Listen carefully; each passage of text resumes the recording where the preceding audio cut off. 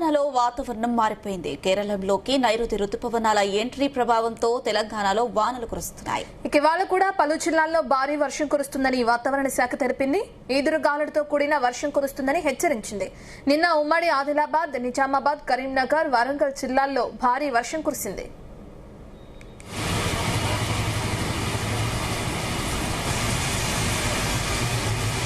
కురుస్తున్న వర్షానికి సంబంధించిన పూర్తి డీటెయిల్స్ మా ప్రతినిధి రాజు పటేల్ అందిస్తారు. రాజు పటేల్, నిన్న తెలంగాణ వ్యాప్తంగా కురిసిన వర్షాలను మనం చూసాం. ఇప్పటి వరకు ఉక్కపోతతో ఏదైతే విసిగిపోయిన ప్రజలకి ఒక ఉపశమనం అని చెప్పుకోవచ్చు. నైరుతి రుతుపవనాల రాకతో ఏ విధంగా వాతావరణ మార్పులు ఉండే అవకాశం ఉంది? మనకు తెలంగాణలో నిన్నటి నుంచి రెయినీ సీజన్ ప్రారంభమైనటువంటి సింటమ్స్ అయితే కనిపిస్తున్నాయి. ఎందుకంటే నిన్న మధ్యాహ్నం వరకు విపరీతమైనటువంటి ఎండ నమోదైంది. ఈ వర్షాకాలం సీజన్ లో గతంలో ఎన్నడూ లేని విధంగా కూడా మనకు రికార్డు స్థాయిలో ఉష్ణోగ్రతలు కూడా నమోదు అయిపోయాయి. సో 46.5 డిగ్రీల టెంపరేచర్ కూడా తెలంగాణలో నమోదైంది. గత 10 సంవత్సరాల్లో ఎన్నడూ నమోదు కాని గరిష్ట స్థాయి ఉష్ణోగ్రతలు ఈసారి నమోదయ్యాయి. సో యాక్చువల్లీ మనకి ఇప్పటికే అంటే గత సంవత్సరం, అంతకుముందు సంవత్సరం రికార్డుల ప్రకారంతో పాటు అటు భారత వాతావరణ శాఖ కానీ హైదరాబాద్ వాతావరణ శాఖ అధికారులు చెప్పిన ప్రకారం అయితే ఇప్పటికే మనకు వర్షాలు కురవాలి, నైరుతి ఋతుపవనాలు తెలంగాణలోకి ఎంటర్ కావాల్సి ఉంది. కానీ ఎల్నినో ప్రభావంతో మనకి ఈసారి నైరుతి ఋతుపవనాల ఆగమనం అనేది కాస్త ఆలస్యంగా అవుతుంది. సో యాక్చువల్లీ మే చివరి వారంలో వస్తాయనుకున్నటువంటి నైరుతి ఋతుపవనాలు తెలంగాణలోకి ఇంకా రాలేకపోయి తర్వాత జూన్ 2 అనే అధికారులు చెప్పారు. తర్వాత జూన్ 10 నుంచి 12 మధ్యన ఎప్పుడైనా సరే నైరుతి ఋతుపవనాలు తెలంగాణలోకి ప్రవేశించే అవకాశం ఉందని కూడా భారత వాతావరణ శాఖ పేర్కొంది. సో ఇలాంటి పరిస్థితులలో నిన్న మాత్రము చాలా చోట్ల కూడా వర్షపాతం అయితే నమోదైంది. నిన్న కురిసినటువంటి వర్షంతో తెలంగాణలో వానాకాలం సంబంధించినటువంటి వెదర్ అయితే మనకు చాలా స్పష్టంగా కనిపిస్తుంది. నిన్న ఇటు ఉమ్మడి ఆదిలాబాద్ జిల్లాలో, ఉమ్మడి కరీంనగర్ జిల్లాలో, ఉమ్మడి వరంగల్ జిల్లాతో పాటు ఉమ్మడి నిజామాబాద్ జిల్లా, ఉమ్మడి మెదక్ జిల్లాతో పాటు హైదరాబాద్ సిటీలో కూడా చాలా ప్రాంతాల్లో కూడా వర్షం నమోదైంది.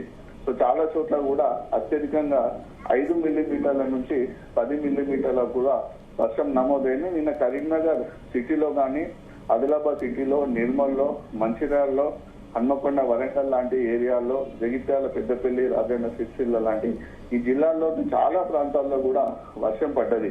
సో దీంతో మనకు చాలా ఉపశమనం అందిందని చెప్పవచ్చు. ఎందుకంటే విపరీతమైనటువంటి వేడి ఉక్కపోతను తోటి అల్లాడినటువంటి ప్రజలకైతే నిన్న కురిసినటువంటి వర్షం అయితే చాలా ఉపశమనం కలిగించింది. సో నిన్న పడ్డటువంటి వర్షంతో అయితే మనకి ఇక వర్షాకాలం సీజన్ అయితే ప్రారంభమైందని చెప్పవచ్చు. ఎందుకంటే వర్షాకాలం మొదట్లో ఎలాంటి వాతావరణ పరిస్థితులు ఉంటాయో సేమ్ అదే పరిస్థితులు మనం నిన్న ఈవినింగ్ నుంచి కూడా తెలంగాణలోని వర్షం పడిన చాలా జిల్లాల్లో కూడా కనిపిస్తుంది.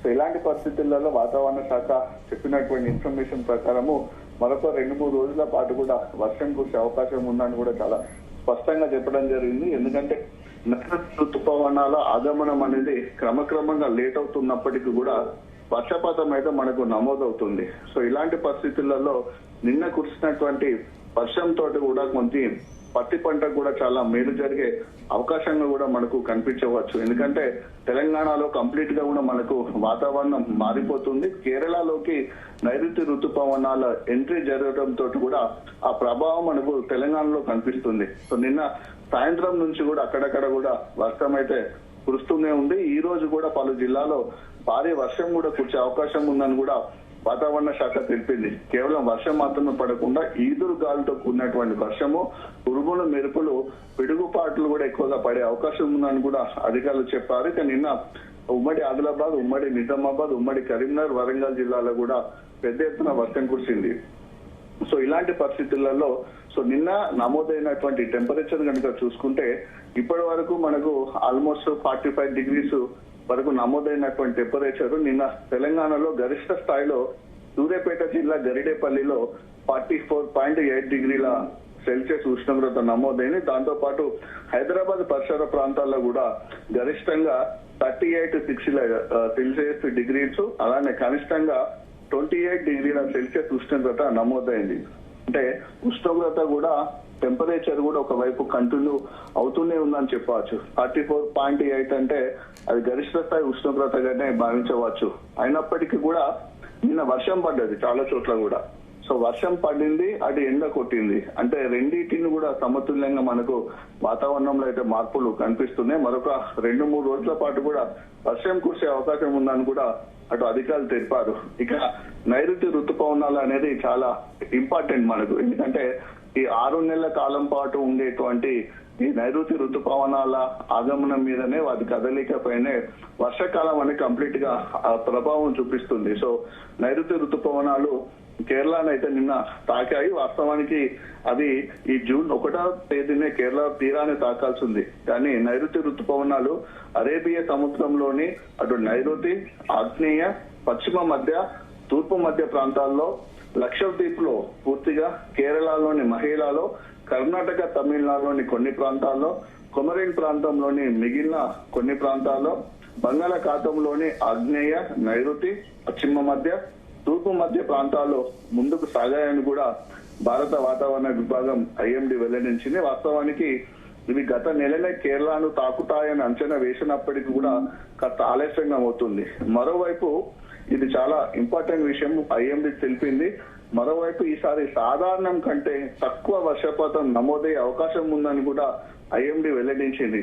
అంటే గత సంవత్సరం కానీ అంతకుముందు సంవత్సరం కురిసినటువంటి వర్షం కంటే ఈసారి అయితే తక్కువ వర్షపాతం నమోదయ్యే అవకాశం ఉందని కూడా భారత వాతావరణ శాఖ అధికారులు తెలపడం జరిగింది. సో ఇలాంటి సిచ్యువేషన్ లో ప్రస్తుతం చూసుకుంటున్నటువంటి వాతావరణంలో పరిస్థితులు కానీ నిన్న కురిసినటువంటి వర్షం కూడా యాక్చువల్లీ నిన్న పడ్డటువంటి వర్షం నైట్ ఈ రోజు మార్నింగ్ కూడా కంటిన్యూగా ఉంటుందనేటువంటి సిచ్యువేషన్ అయితే నిన్న కురిసినటువంటి వర్షం వల్ల కనిపించింది.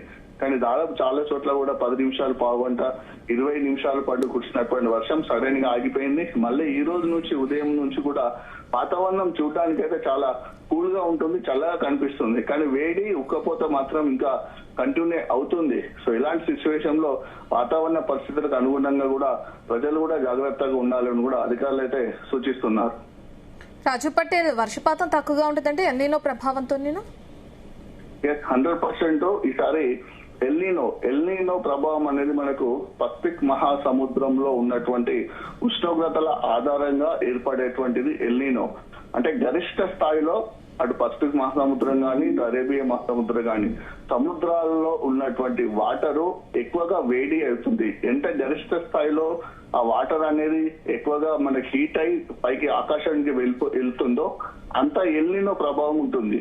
సో ఎల్నినో ప్రభావం అనేది కుంభవృష్టినైనా కురిపించవచ్చు, లేకుంటే అనావృష్టినైనా సృష్టించవచ్చు. అంటే అధిక వర్షాలు పడే అవకాశం ఉంటుంది ఎల్నినో ప్రభావం తోటి, లేకుంటే కరువు కూడా సంభవించే అవకాశం ఉంటుంది ఎల్నినో ప్రభావం తోటి. సో కేవలం ఎందుకంటే ఈ సంవత్సరము భారతదేశ వ్యాప్తంగా కూడా విపరీతమైనటువంటి టెంపరేచర్ నమోదైంది. రికార్డు స్థాయిలో గరిష్టంగా ఎన్నడూ లేని విధంగా కూడా హై టెంపరేచర్ ఈసారి నమోదైంది. కాబట్టి ఆ వేడి అంతా కూడా పసిఫిక్ మహాసముద్రంలో ఉన్నటువంటి జలాలు ఏదైతే ఉంటాయో ఆ జలాలు గరిష్టంగా ఈసారి బాగా వేడైపోయాయి. ఆ వేడితోటి మహాసముద్రాల్లో ఉన్నటువంటి నీరు బాగా వేడి అత్యధికంగా రికార్డు స్థాయిలో గరిష్టంగా వేడి కావడం వల్ల అది ఎల్నినో ఎఫెక్ట్ గా క్రియేట్ చేయబడ్డది. ఆ ఎల్నినో ఎఫెక్ట్ కారణంగా కూడా విపరీతమైనటువంటి వేడి ఆకాశంలో మేఘాల్లో ఉండడం వల్ల ఎల్నినో ఋతుపవనాల వేగం అనేది తగ్గింది. యాక్చువల్ ఎంత స్పీడ్ గా రాష్ట్రాల్లోకి ఆగమనం చేస్తే అంత స్పీడ్ గా కూడా ఎక్కువగా వర్షాలు కురిసే అవకాశం ఉంటాయని కూడా వాతావరణ శాఖ అధికారులు పదే చెప్తున్నటువంటి పరిస్థితులలో సో ఎల్నినో ఎఫెక్ట్ అనేది ఖచ్చితంగా ఇప్పుడు మనకు వాతావరణ పరిస్థితుల మధ్య చూపిస్తుంది. దాని కారణంగానే నైరుతి ఋతుపవనాలు ఆలస్యం అవుతుంది అని కూడా వాతావరణ శాఖ అధికారులు అంటున్నారు. సో ఇలాంటి పరిస్థితులలో ప్రజలైతే ఇటు ముఖ్యంగా రైతాంగం అయితే కాస్త ఆందోళన చెందుతుందని చెప్పవచ్చు. ఎందుకంటే ఇప్పటికే వర్షాలు కురవాల్సి ఉంది. ఎందుకంటే ఈ వానాకాలం సీజన్ సంబంధించినటువంటి మొట్టమొదట పెట్టేటువంటి పంటలు పత్తి పంటలు. ఇప్పటికే రైతులు తమ యొక్క భూములలో ఆల్రెడీ పత్తి విత్తనాలు నాటారు, కానీ ఇంకా మొలకెత్తడం లేదు. సో వర్షాధార పంట అయినటువంటి పత్తికి వర్షం పడకపోవడం వల్ల పత్తి విత్తనాలు మొలకెత్తగా అన్నదాతలు కూడా ఆకాశం వైపు ఎప్పుడు వర్షం పడుతుందని ఎదురు చూస్తున్నారు. సో కానీ ఇంకా పడడం లేదు. సో కాబట్టి ఖచ్చితంగా వర్షాలు కురవాల్సినటువంటి అవసరం అనేది చాలా ఉంది. ఎందుకంటే మన భారతదేశంలో ఋతుపవనాలు మాన్సూన్ వర్షపాతం తగ్గే అవకాశం ఉంది. కొన్ని ప్రాంతాల్లో కూడా ఇది కరువును కూడా సృష్టించే అవకాశం ఉంది. కాబట్టి ఈ ఎల్నినో ప్రభావం అనేది చాలా ఇంపార్టెంట్. పసిఫిక్ మహాసముద్రము యొక్క నీటి ఉష్ణోగ్రతలు సాధారణం కంటే మనకు తక్కువగా ఉంటున్నాయి, ఒక్కొక్కసారి ఎక్కువగా ఉంటున్నాయి. సో దీని ఎఫెక్ట్ ఖచ్చితంగా మనకు కనిపిస్తుందని చెప్పవచ్చు. పసిఫిక్ మహాసముద్రంలో నీరు వేడెక్కడం వల్ల సో మనకు ఇండియాతో పాటు ప్రపంచ వాతావరణం పైన కూడా సహజమైనటువంటి ప్రభావం చూపించే అవకాశం ఉంది. కాబట్టి ఆ కారణంతో వర్షాలు అయితే తక్కువగా నమోదయ్యే అవకాశం ఉందని కూడా ఐఎండీ వెల్లడించినటువంటి పరిస్థితులలో ఒకవేళ కనుక నైరుతి ఋతుపవనాలు స్పీడప్ అయి అధిక వర్షాలు కురిసే అవకాశం ఉంటే మాత్రం అది ఈసారి అయితే గుడ్ న్యూస్ గానే చెప్పవచ్చు. కానీ భారత వాతావరణ శాఖ అధికారులు ఇప్పటివరకు చెప్పినటువంటి ఇన్ఫర్మేషన్ ప్రకారం అయితే ఎల్నినో ఎఫెక్ట్ తోటి నైరుతి ఋతుపవనాల ఆగమనం అనేది చాలా స్లోగా జరుగుతుంది. కాబట్టి తగినంతగా వర్షపాతం అయితే నమోదయ్యే అవకాశాలు లేవని కూడా అధికారులు చెప్తున్నారు. Thank you Raj Patel.